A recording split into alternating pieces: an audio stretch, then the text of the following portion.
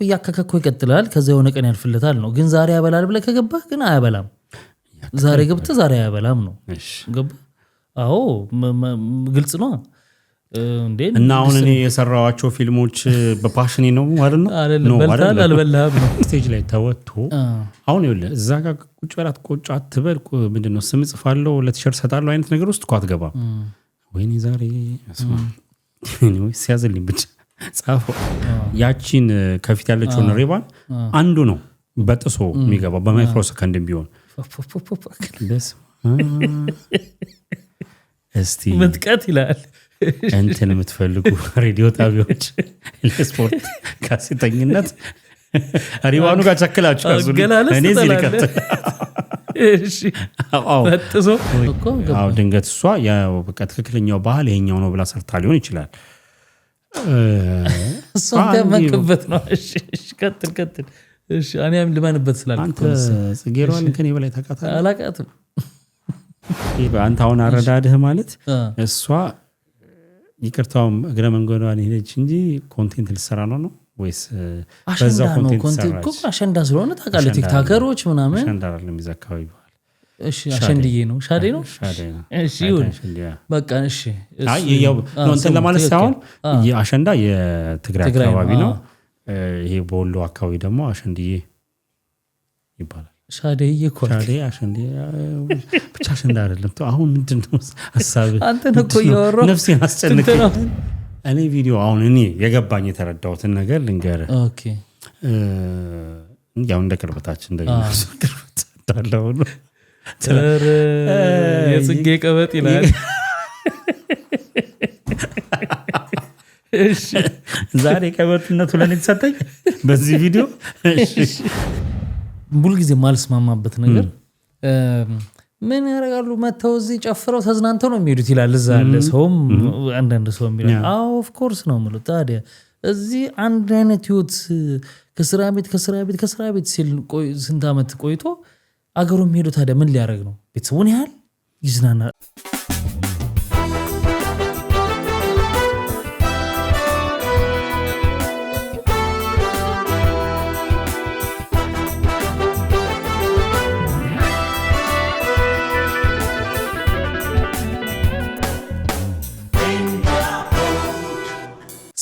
ሰላም ጤና ይስጥልን ክብራትና ክብራኒ ቤንጃ ፖድ ቤተሰቦች እንደምን አላችሁ በእያላችሁበት ሁላችሁም ሰላም ነው ዛሬም እንግዲህ ቀናችንን ጠብቀን ተመልሰን የሳምንቱን ጉዳዮች ሰብሰብ አድርገን የሚያወያዩትን መርጠን ይዘንላችሁ መተናል አዳዲሶች ሰብስክራይብ አድርጉ እንደዚሁም ሁላችሁም ደግሞ ቪዲዮ ላይክ አድርጋችሁ እንድትጀምሩ በትህትና እንጠይቃችኋለን ምስጋናም አለን አይደል ሰላም ብለና ሰላም ጤና ይስጥልን ውድ የቤንጃ ፖድ ተከታታዮች እንደምን አላችሁ ይኸው ዛሬም ተመልሰን መተናል እንግዲህ ለዚህ ቻናል አዲስ የሆናችሁ ሰዎች ካላችሁ ቻናሉን ሰብስክራይብ አድርጉ ላይክ አድርጉ ለምታውቋቸው ሰዎች ሁላ ደግሞ ሼር በማድረግ ይሄ ፔጅ እንዲደርሳችሁ አድርጉ እንላለን ይሄንን ቪዲዮ በጣም በላይክ ብትጀምሩ ደስ ይለኛል ላይክ በማድረግ ተስማማችሁ ማለት ተስማማችሁም በሐሳባችን ለምን ሰራው ስራ በርቱ ለማለት ያህል ግን ላይክ አድርጉት ቆጣ ብለን ነው አዎ እንግዲህ እንደምታውቁት በጣም ጥሩ ሰው እየሄድን ነበረ ይሄን ፕሮግራም ከጀመረን ጊዜ ጀምሮ ወደ ኦልሞስት ወደ 300 ሊጠጋ ነው ቪዲዮአችን መሰለኝ አይደል ስንት ደርሰናል በብናየው ጥሩ ነው ደስ ይላል 280 ወይ ምናምን ደርሰናል 280 ተው እንጂ ቢኒ ያ ስንት መሰለ አሁን ያለንበት የኮንቴንት ብዛት አጠቃላይ እንትን አልኩኝ ታውቃለህ ቀጥታ ወደ ሶሻል ሚዲያ ገባው አሁን ያለበት የ289 ቪዲዮ ቆልኩኝ 80 ቤት 289 ቪዲዮዎች ሰርተናል ተወያይተናል አው ከሌላ ቻናል ነበር ከዛ በፊት እዚህ ላይ ማለት ነው ኮንቴንቶች ሰርተናል እንግዲህ ጥሩ ጉዞ ነበረን በጣም በፍጥነት እንግዲህ በፖድካስት እንደምታውቁት ብዙም ፖድካስት ተመልካች ብዙ አይደለም ብዛም ነው ምክንያቱም የሾርት ኮንቴንት አሁን በጣም ብዙ ነገር ያበላሸ ስለመጣ ረዘም ያሉ ኮንቴንቶችን የሚከታተል ሰው ቁጥሩ እንደማነሱ መጠን ሆኖም ጥሩ ቤተሰቦች አፍርተናል ኮሚኒቲያችንን ላይም ለጥፈን ነበር 60000 ሰብስክራይብ ደርሰናል ያ ማለት 60000 ሰው ማለት ነው በቁመቱ ስታስበው አንድ ስቴዲየም ማለት ነው ትልቅ ስቴዲየም አዲስ አበባ ስቴዲየም ስንት ነው የሚይዘው? 30 ምናምን አይደለም በቆመው ማክሲማል በጣም በቃ እግረኛ መተላለፊያ ላይ ምናምን ኖሮ 25,000 ነው። ተመልከት የትኛውን ነው የምትለኝ? ግን አዲስ አበባ አይደለም ይሄና እኮ በፊቱ። ስለዚህ 60,000 ሰው ማለት ብዙ ጊዜ አሁን ሰብስክራይበርን እንደ ቁጥር አይደል የምናየው፣ በሰው አቁመን ስታስበው እንደው ፊዚካሊ ስታስበው ቀላል ዝባዛ ከሆነ በድሮ ሳይሆን በአዲሱ ሙኩ እንበልጣለን። ከማጋ ነው ፉክክሩ? አሁን ምስጋና ነው ፉክክር ነው ያዝነው? አይ ፉክክሩ ነው ምስጋናውን አብረን እናሳልጠው። ኤኒዌይ በጣም እጅግ አድርገን እናመሰግናለን አብራችሁን ስለሆናችሁ። ጥሩ ኮንተንት ነው የምታቀርቡት ብላችሁ አምናችሁብን ሰብስክራይብ አድርጋችሁ ስለምትከታተሉ እናመሰግናለን። በመሀል ግን ትንሽ መቀዛቀዝ መጥቶ ነበር። አሁን ወደ መጨረሻ አካባቢ እኛም ብዙ ወደዚህ እያለን ስለነበር ይመስለኛል። እንግዲህ እስቲ መግባታችንን ምስጋና አቅርበናል። እስቲ ዛሬም ደግሞ ያላረጋችሁ ሰዎች እስቲ አርጉና በደንብ ቁጥሩ ለውጡን እስቲ እንየው። በሚቀጥለው ቪዲዮ እንናገረው ቁጥሩን አይደል? አዎ ያው ቢኒ ያመስግኗል። ምንም ጨምረው ነገር የለም። 60,000 ማለት ቀላል አይደለም፣ ትልቅ ኮሚትመንት ነው። በፖድካስትም ደግሞ እንደዚህ ሊያውም ደግሞ የኛ ገስት ፖድካስት ሳይሆን በራሳችን የራሳችን ፎርማት በሆነ መንገድ ነው የምናቀርበውና እዚህ ጋር መድረስ ማለት ቀላል አይደለም። ከጊዜም ከብዙ ነገሮች አንፃር ትልቅ ነገር ነውና ይሄ የሆነው በእናንተ ነው። እናንተ ደግሞ ልትመሰገኑ ይገባል። ምስጋናችን እንዳለ ሆኖ ግን እናንተ ቤተሰብነታችሁን በዘላቂነት ለመግለጽ ላይክ በማድረግ ቪዲዮዎቻችንን ደግሞ የበለጠ ሌላ ሰው እንዲደርስ በማድረግ 60ን 70 80 እያለን 100 ከዛም ደግሞ እናልፋለን። ሞራል ከሆናችሁን ደግሞ የተለያየ ፕሮግራሞችንም ደግሞ ይዘን እንመጣለን በእርግጠኝነት። እናመሰግናለን። ወደ ዕለቱ ጉዳያችን እንግባ። እስቲ ለመግቢያው ነው ዘንድ ስለ ቲክታክ አዋርድ ነው እስቲ አንሳለን ስለሱና። አዎ የአራተኛው ይሄ ጂ ፓወር ክሬቲቭ አዋርድ 2026 እንግዲህ ትላንትና ተጀምሯል የድምጽ አሰጣጥ ሂደቱ። ኦኬ ጮች ታውቀዋል፣ ይፋ ሆነዋል እንግዲህ። አዎ የራሳቸው የሆነ እንትን ብለዋል። ከዚህ በፊት ከአንድ ሳምንት በፊት መግለጫ ሰጥተው ነበረ መቼ እንደሚካሄድ ምን አይነት ሽልማት ነገሮች እንዳሉ ምናምን ገልጸው ነበረ። የሚካሄደው ህዳር ላይ ነው፣ ህዳር 12 እርሊ በጣም ምን ለምን ማለት ገና እኮ ስንት ወር አለው? 4 ወር ገደማ አለው አይደል? አዎ ነው አይደለም? አሁን ነው 3 ወር ያልሞላ 3 ወር እንዴ ህዳር ስንት ነው? ህዳር የሆነ ቀን ዋናው ነገር ህዳር ነው። አንተ ህዳር ከሆነ 4 ወር ይሄዳል እኮ። ህዳር 1 ሲሆንና 29 ሲሆን ህዳር መሆኑ ብቻ አትይዘውማ፣ 1 ወር አለ ማለት ነው። 1 ሲሆንና 29 1 ወር ጭማሪ ማለት ነው። እሱ ልዩነት አለው ኦፍ ኮርስ፣ ግን ያን ያለ ራቅ እንዳልሆነ አውቃለሁ።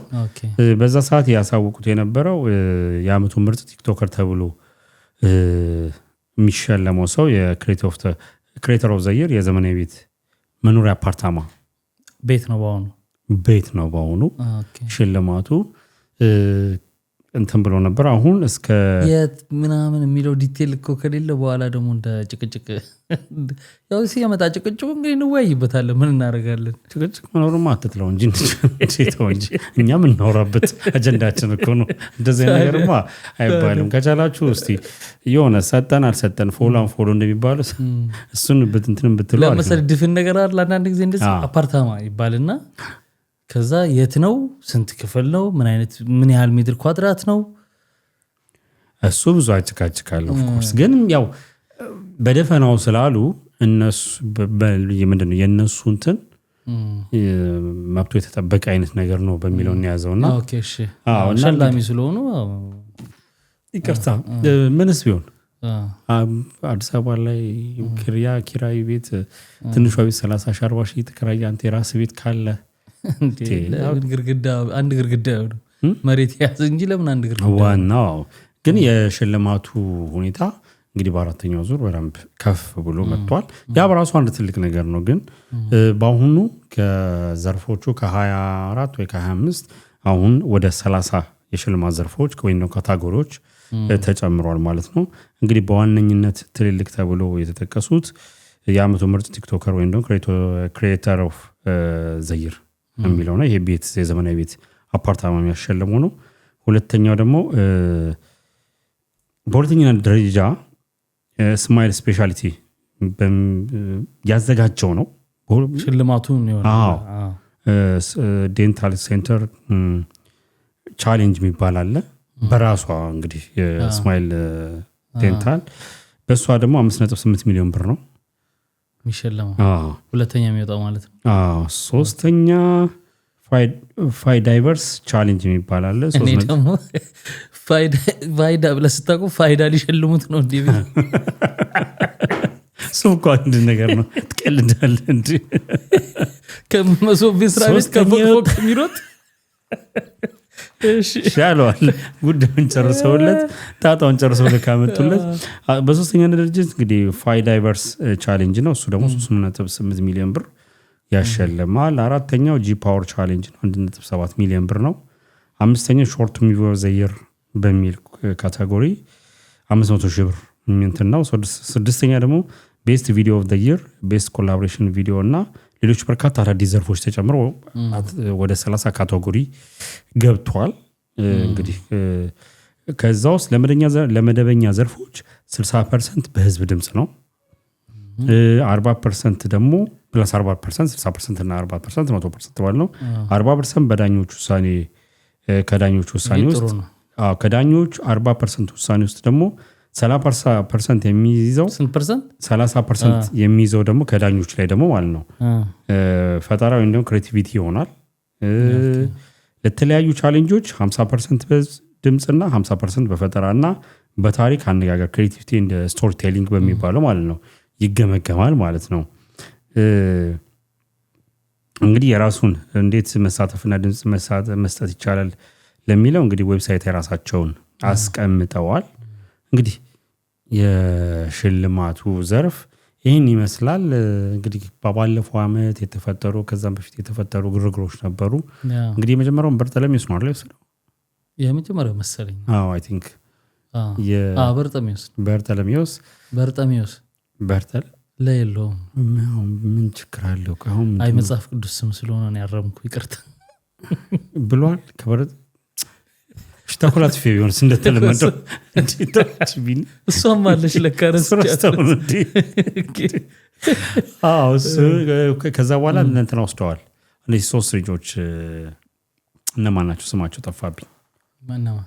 በአንደኝነት ከበርጠለሚውስ በቃ ብቻ ከሱ ቀጥሎ እነዚህ አወቃቸው 3 ልጆች እነ ጉተማ አይደለም 3 ይሄ እንዴ አንተ ራስህ ሪአክሽን ትሰራባቸዋለህ። እነዚህ በጣም የሚጠፋጠፉት ኤልያስ ምናምን ስማቸው ጠፍቶኛል፣ ይቅርታ። እንግዲህ እነሱ ሁለተኛውን ወሰዱ። አንደኛው ነው እንትን ያለው። በሶስተኛ እንግዲህ ያው አዶናይ ሶስተኛው ላይ አዶናይ ነው የወሰደው። እንደውም በጣም አጨቃጫቂ የነበረው ያለፈው ነው እና አዶናይ ነው። አሁን አየህ እዚህ ውስጥ የባለፈው እንትን ታይቶ 40-60 ዳኛ ከዛ ደግሞ ማለት 40 ዳኛ ሆነ። ዳኛም ከሆነ በኋላ ደግሞ 30% እንትኑ ክሬቲቪቲ ምናምን የሚለው ነገር እዛ ውስጥ ዲቴል አሉ። አለው ገባረለ እንጂ አሁን የአዶናይን ቦታ ከአዶናይም በበለጠ ቦታ አሁን ዶክተር ነው የሚይዘው። ይበላል ተብሎ የሚታሰበው እሱ ነው። ዶክተር ነው። ማነው ዶክተር ነው? ዶክተር ነው የሚባል አለ። በጣም አሪፍ ነገር እየሰራ ነው። በጣም አብሰለው ይቀጣ እንግዲህ ስላላወቀው ነው። እና እሱ ነው ባለፈው የሆነ ከስር ነው ሲል የሆነ ጁስ ቤት ያለ ልጅ ወሰደለት ምናምን ጁስ ቤቱን ያዩት። ኦኬ እሱን ቻሌንጅ ምናምን እንደዚህ ነገር ወጣቶችን በጣም እንትን እያደረገ ነው ያለው። እሱ ይመስል ነው የሚባለው። አያሸንፍም። እሱን ጥሩ ነገር የሚሰራ አያሸንፍም። ያው ለምን መሰለህ አያሸንፍም ስል ብቃት የለውም ወይም ደግሞ ለአሁን ላዋርዱ የሚመጥን ስራ አልሰራም እያልኩኝ አይደለም። እንግዲህ ቪዲዮቹን ባየው አውቀው ይሆናል። ግን እኔ እያልኩ ያለሁት እንግዲህ የባለፈው ዓመት ተሞክሮ ትልቅ ማሳያ ነው ብዬ ስለማስብ ነው። ምክንያቱም በባለፈው ዓመት እንግዲህ የተፈጠረውን ነገር እንደ ትልቅ ኢሹ ሆነ። በጣም በሚገርም ሁኔታ አነጋጋሪ አወዛጋቢ ነበረ እና በዛ መለኪያ ካየኸው የሰው አዶናይ እኮ አይውሰድ የኛም እኮ ዛን ስነንብር አይውሰድ እኮ አይደለም ካታጎሪ የገባበት አዶናይ የገባበት ካታጎሪ በእርዳታ ምናምን ካታጎሪ ከሆነ እነ መልክተኛው ጋር ምናምን ከሆነ ኢትስ ኦኬ።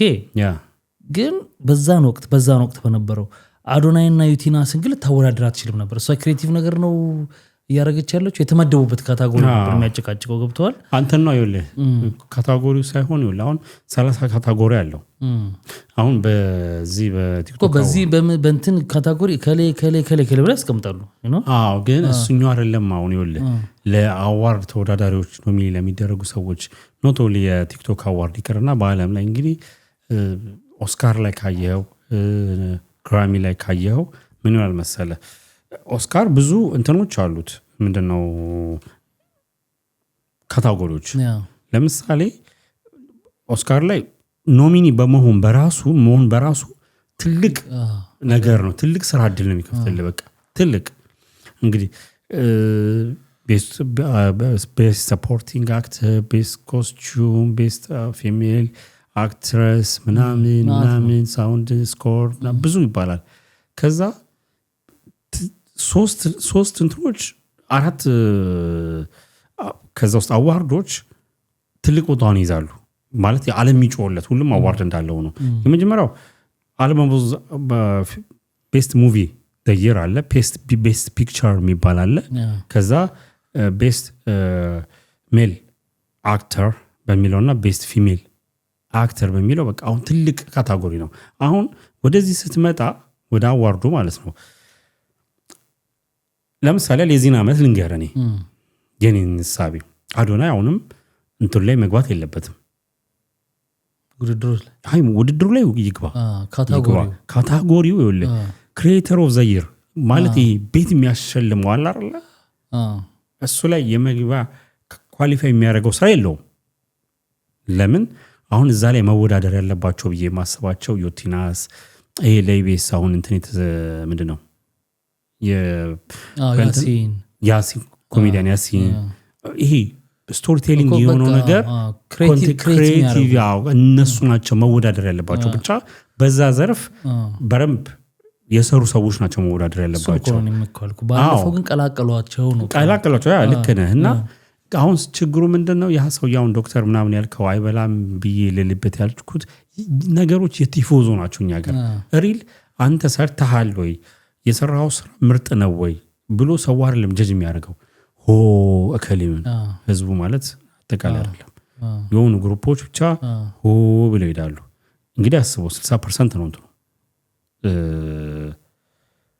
የህዝቡ አንተ 60% አግኝተሃል ማለት አንደኝነትን ሴኩር አድርገሃል ማለት ነው ለኔ እንደሚቀበል ግን አላረክማ ለምሳሌ ያኛው 50 አርጎ 40 ይዳኛ ቢያገኝ 80 ይሄድብሃል ዜሮ አታገኝም 40 አርጎ ነው ማለት 40% አርጎ የዳኛውን 30 ቢያገኝ 30% ቢያገኝ 70 ይገባብሃል ማለት ግን ያንተ ፕሮባቢሊቲ ወለ 60% ካገኘ ከዳኛ ደግሞ ነገር ታገኛለህ ኢትስ ኦብቪየስ ስለዚህ ያንተ የማሸነፍ እንትን በህዝብ ላይ የተመሰረተ ነው ማለት ነው አሁን እሱ ነው ችግሩ ለኔ ብዬ ማስበው አሁን ይኸውልህ አይነሳው ነገር አይነተኛ ምሳሌ ዳሽን አወዳድሮ ነበር ባለው 100 ለህዝብ ሰጠው ህዝብ በሰጠው ድምጽ ሆኖ በጣም ነባራት ኪሎ በል ዩቲናስ በል ምናምን የሰሩት እነጉተማ ካሁን በኋላ እንደዚህ አይነት ቻሌንጅ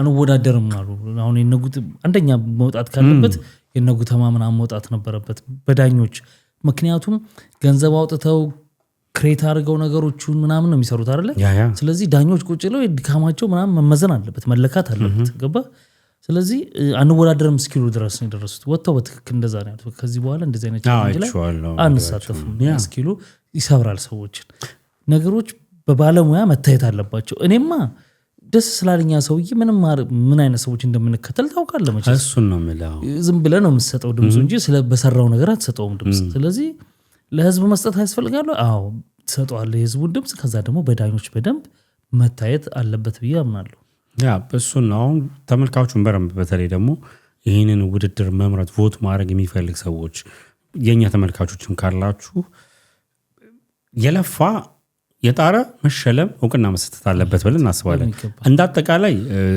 እዛ ጋር ኮንቴንት ክሬት ያደረጉ ሰዎች በአጠቃላይ በቃ ለሰጡን በአመቱ ስለሰጡን እንትን ሁሉም አሸናፊዎች ናቸው ግን ደግሞ ሁሉም አንደኛ አይወጣምና አንደኛ የሚወጣው ሰው ግን መሆን ካለበት ይሄ ማስተባበያ ቃል ነው። ሁሉም አሸናፊ ምናምን የሚባል ነገር አይደለም። አሸናፊ ነው በቃ። ኖ አሸናፊ ናቸው ምልል ከምን አንግል መሰለ ሁሉም ቫራይቲ ያለው ነገር አሳይተውናል በሚለው ነው ያዘው። የሚለካቸው ይሄ አይደለም በሚለው ነው ያዘው። ግን ሁሉም አንደኛ ግን አይወጣም። ገብተዋል። ያቺን ከፊት ያለችውን ሬባን አንዱ ነው በጥሶ የሚገባው በማይክሮ ሰከንድ ቢሆን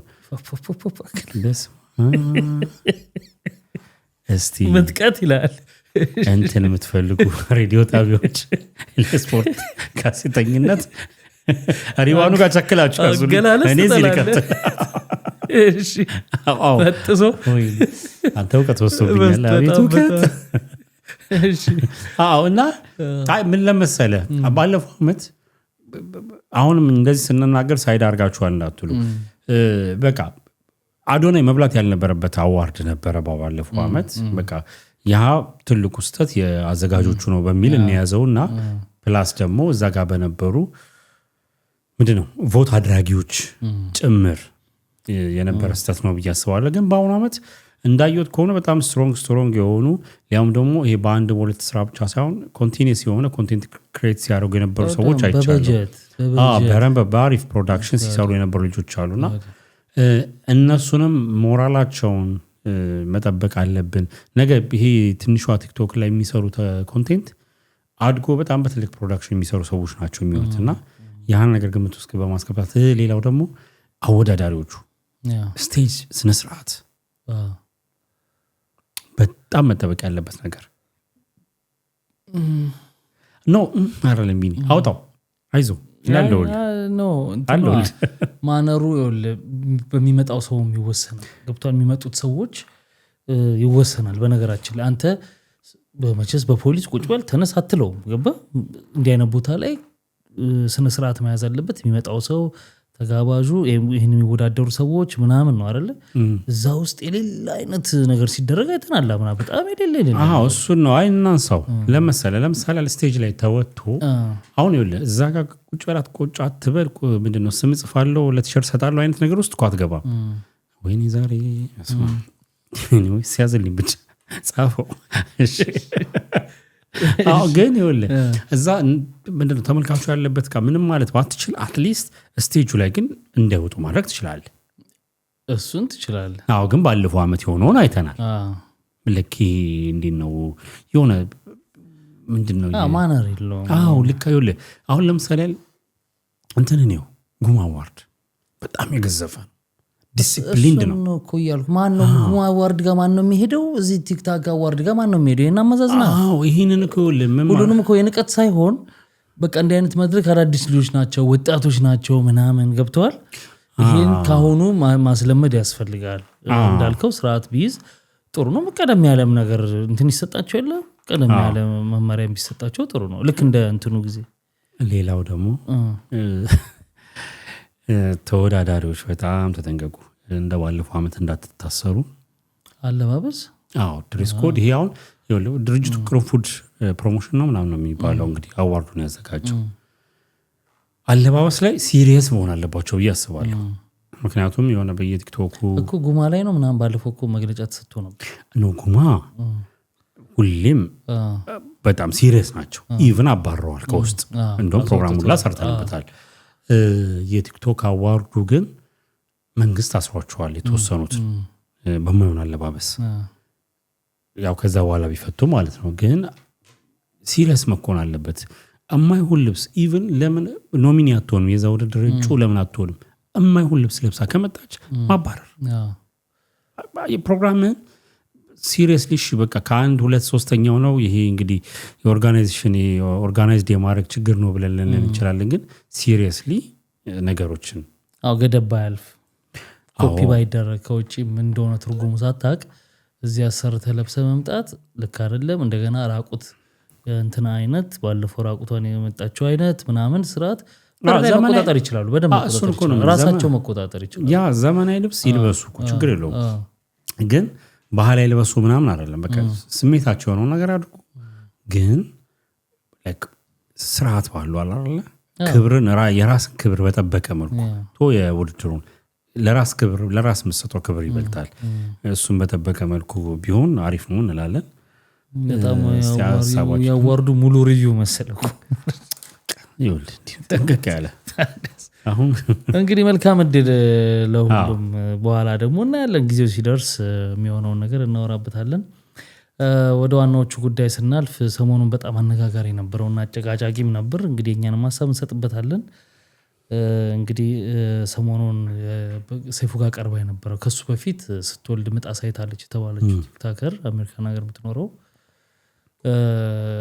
ያው ጭቅጭቅ ተነስቶባት ነበር አይደለም ብላ ሰይፉ ጋር ይቅርታ ጠይቃ ምናምን ተዘግቶ በአጭር ቀን ልዩነት እንግዲህ እናቷ አርፈዋል። ነፍሳቸውን ይማር። በጣም አሳዛኝ ነበር ያሟሟታቸው ጉዳይ። እንግዲህ አሁን እንድንነጋገርበት የፈለኩት ነገር ምንድነው የሰዎች አመለካከት፣ የሰዎች ንግግር በዚህ ላይ ተንተርሶ አንዳንድ ጊዜ ሰዎች ሀዘን ላይ ሆነው ምንላቸው ነገሮች የሚለውን ነገር ነው ማየት ያስፈልገውና እናቷ ካረፉ በኋላ በቃ ገና አረፉ ከመባሉ ግምታዊ ነገሮች እየወጣ መስጠት በሰው ወላጅ ላይ የእሷ ግፍ እንደዚህ በማድረጓ እግዚአብሔር ወዲያው መልስ ሰጠ የሚሉ አላር ብዙ ነገር እንደገና ወላጇን እንደ ገረድ ነው የተጠቀመችባቸው የሚል አይነት አስተያየቶች አሉ። ከዚህ ተነስተን ወደ እስቲ እንዴት ነው መሆን ያለበት የሚለውን እናወራለን። እንዴት አየው? በመጀመሪያ እንግዲህ የእናታችን ነፍስ በአጸደ ገነት ያኑርልን ነው የምለው። ለቤተሰቡ መጽናናት እመኛለሁ። ቀላል አይደለም ወላጅ እናትን ማጣት ማለት ቲክቶክ ላይ መተን እንደምናወራው እንዲህ ነው እንዲያ ነው እንደምንለው አይደለም። ሀዘኑ ከባድ ነው እና እንግዲህ መጽናናቱን እመኛለሁ። ሲቀጥል ያው ልጅቷ ከዛ በፊት አንተም እንዳልከው እንግዲህ በእርግዝና ላይ በነበረችበት ሰዓት በተለቀቀ ቪዲዮ እንደውም እኛ አልሰራነውም እሱን ፕሮግራም የተፈጠረው ውዝግብ ነበረ ከሰይፉ ፋንታሁን ሾው ጋር። ያው እሳቸው ሞቱ እንግዲህ ምንድነው አንደር ኢንቨስቲጌሽን ነው የሞቱበት ምክንያት እየተጣራ ነው። የመጀመሪያው የሚቀድመው መሆን ያለበት ምንድነው በቃ ሀዘንን መግለጽ እኮ ነው አይደል መሆን ያለበት። እኛ አሁን አለመታደል ሆኖ ስርዓተ ቢሶች ሆነናል። በረም መናገር የምፈልገው ስርዓተ ቢሶች ከሞት ምንድነው ከዛ ነገር የሆነ ሰው ሲሞት አሟሟቱ እንዴት ነበረ ነው ብሎ ሰው የሆነ ነገር ነክሶ ኮንቴንት ለመስራት የሚሯሯጠው እንጂ ያ ሰው በማለፉ የተሰማውን ሀዘን አይደለም ማሳየት የሚፈልገውና ወዲያው ነው ክፍፍል የነበረው።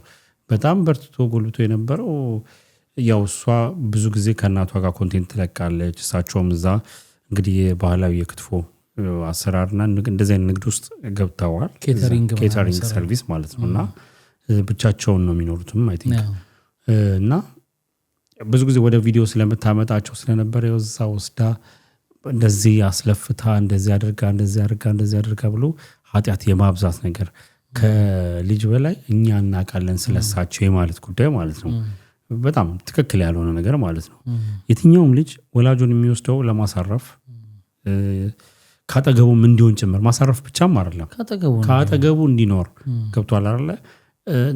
እኛናትና እሷ ኢትዮጵያ ቢሆኑ ኖሮ ሊያረጉት የሚችሉትን አይነት ያኗኗር ዘይቤ ነው እየኖሩ የነበሩት ብዬ ነው የማስበው። ለኔ ሲገባኝ ችግር የለም ወይ? ለምሳሌ ሌሎች ወላጆች እየመጡ አሜሪካ ላይ ብዙ ችግር ውስጥ የገቡ ወላጆች የሉም ወይ? አሉ። ግን መጀመሪያ ወላጆቻቸውን ሲወስዱ እረፍት እንዲያደርጉ ምናምን ከማለት አንፃር ነበርና ብዙ ሲተነተን አይቻለሁ። ለምሳሌ ይሄ የሶሻል ብር ዌልፌር ብር ለማግኘት ተብሎ ነው እሳቸውን እንደዚህ የተደረገው ምናምን ተብሎ በቃ የሚያስጠላ አይነት ነገር ማዘን ይቀድማልም ገና እንግዲህ የሚባሉት ነገሮች እንድንነሳበት ስለፈለኩ ነው እንጂ ከዛ በኋላ እንግዲህ እኔም ሌላ ቪዲዮዎች ላይ ምናምን ስሰራ ምን ያየሁት የሰዎች አመለካከት አለ በአብዛኛውና እንደዚህ የሰዎች አመለካከት እንዲንሸፈፍ የሚያደርጉት እዛው ያሉ ሰዎች ብዙ ሰዎች አይቻሉ። ምስክርነትም ደግሞ ከሴትዮዋ አጠገብ ጋር ይኖሩ የነበሩ ሰዎችም አንድ አፓርታማ ላይም ሲኖር የነበረ ማን ነው ተመስገን እሱም ሀሳብ ሲሰጥ አይቻሉ ያለውን እውነታ ማለት ነው። ምንድነው ብዙ ሰው ምንድነው የሚያስበው መሰለ አሜሪካን ሀገር ወላጆቻቸውን ሲወስዱ እንዲያግዟቸው ነው ልጆቻቸው እንዲያሳድጉ ነው። ምን በወጣቸውና ነው እነሱን አሳደጉ ደግሞ የነሱ ልጆች እንደገና የልጅ የሚያሳድጉበት ምክንያት ምን በወጣቸው ነው ብለው የሌላ ሰው ቤተሰብ ውስጥ ኦርደር ለማስቀመጥ የሚፈልጉ ሰዎች አሉ። ይሄ ስህተት ነው። እና ልጆች አሉ፣ ወላጆችም ማምጣት ቻልክ አመጣቸው። ልጆችም ወላጆችም ቤት ውስጥ ነው ያሉት። አያት እኮ ናቸው፣ ደስ ይላቸዋል ልጆቻቸው እንጂ ያና የሚጣሉበት እንትን የለም። ውጭ ሀገር ያለ ልጅ አስቸጋሪ ነው ወይ? እንደ ኢትዮጵያ ልጅ አይደለም። እንደ አያት ልቆንጥጥ ልቅጣህ ብትለው እሺ የሚል አይደለም፣ ሲስተሙም አንድ አይደለም። ገብቶሃል? ስለዚህ ከአያቶቻቸው ጋር ያላቸው ግንኙነት እንዴት ነው? ልክ እንደ ኢትዮጵያው አይነት ባህላዊ ላይሆን ይችላል። እንደ አያት ምናምን ተው ምናምን ቢሉ ሊያሾፍ ይችላል፣ ሊቀልድ ይችላል፣ ላይሰማ ይችላል ምናምን። አዎ ግን አንተ ወላጆችህን ስላመጣ ልጅህን ከቤት አታስወጣው እንዴት? አይሆንም እኮ። እና ብታግዙስ? ለምሳሌ እኔ አሁን የኔ ፖዚቲቭ ነገር ምን መሰለህ? ኢትዮጵያ ብትሆን ስራ ቢኖርና እናትህ ቤት ቢሆኑ ልጆችህን እናትህ ጋር ትተህ አትሄድም እንዴ? እየሆኑ ያለው ሰው አይደለ እንዴ? ታዲያ ሰው አለ ኢትዮጵያ እኮ በወንድ ሰው አለ ምናምን የምትለው ምንድን ነው? እድሉ ካለ ደግሞ ወላጆች አንተ ጋር ከመጡ ደግሞ ስፔሻሊ ሴት አያቶች ነው የሚሆኑት። ገብተዋል? ያው ከልጅ ጋር ምናምን ነው የምልህ። እና ሲሆኑ ቅዳሜና እሑድ ሲሆን ትምህርት ሳይኖራቸው ምናምን እነሱ ቤት ካሉ ምናምን ልትሄድ ትችላለህ።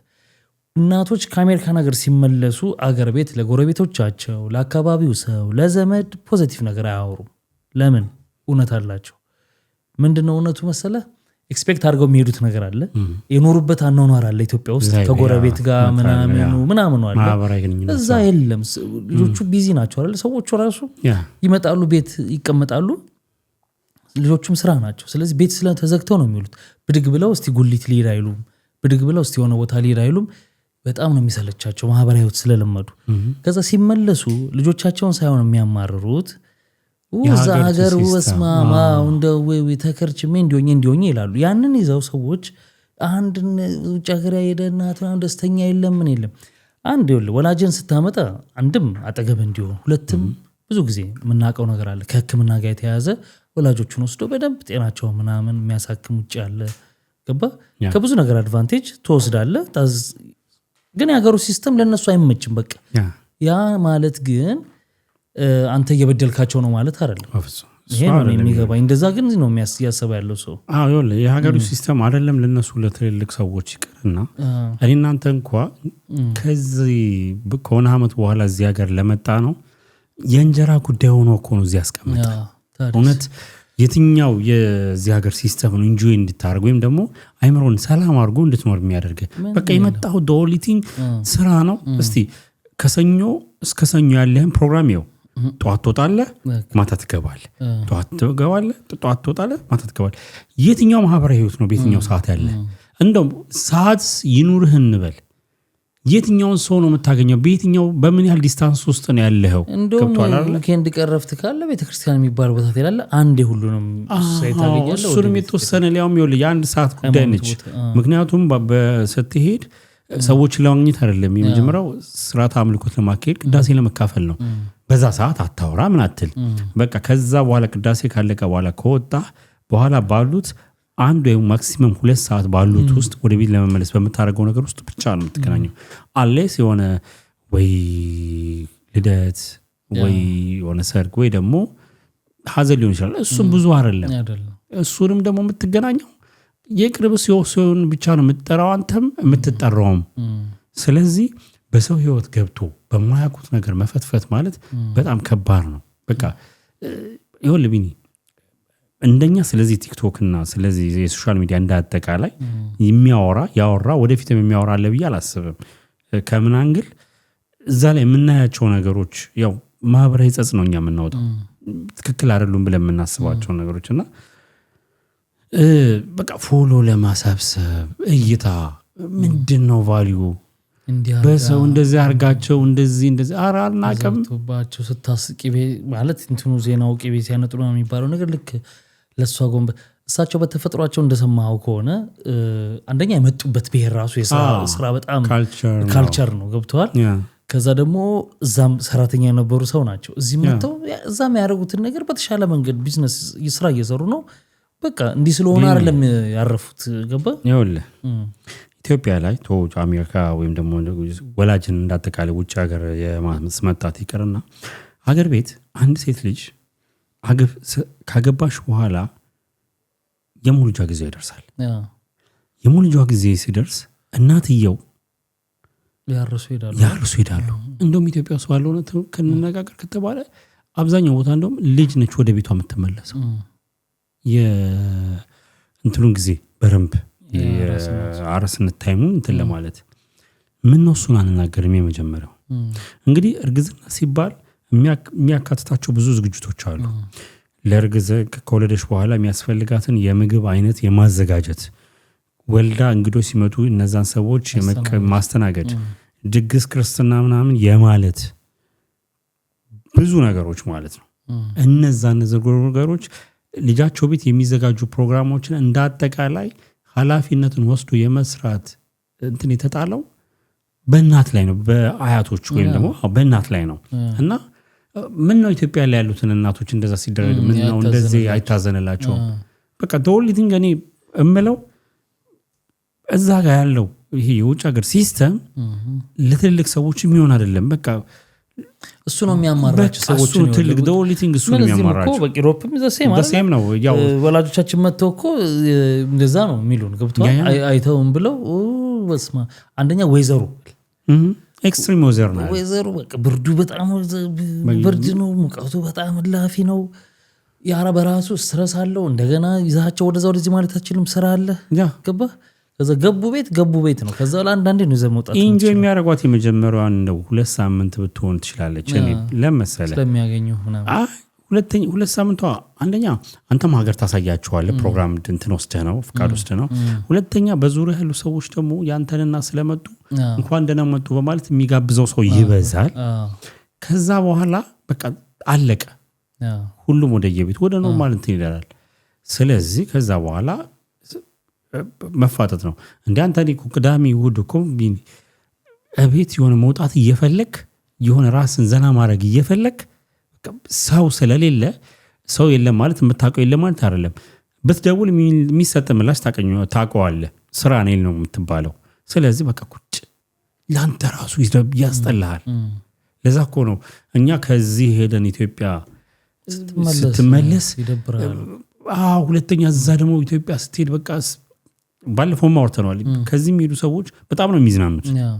ወደ ተመልካቾች እንግዲህ የምታዩት አለ እዛ ሀገር ላይ አንድ ዲያስፖራ ነው ተብሎ ገብቶ ሲዝናና በጣም ወዶ አይደለም እንደውም አነሳ ታሪፍ ሐሳብ አነሳ። እንደውም ሁሉ ጊዜ ማልስማማበት ነገር ምን ያደርጋሉ መተው እዚህ ጨፍረው ተዝናንተው ነው የሚሄዱት ይላል። እዛ ያለ ሰውም አንዳንድ ሰው የሚላል ኦፍ ኮርስ ነው የምለው። ታዲያ እዚህ አንድ አይነት ህይወት ከስራ ቤት ሲል ስንት ዓመት ቆይቶ አገሩ ሄዶ ታዲያ ምን ሊያደርግ ነው? ቤተሰቡን ያህል ይዝናና ረፍቶ አይደል ጊዜ ወስዶ እንትን ያደርጋል። እና ማን ደግፈው ነገር አለ።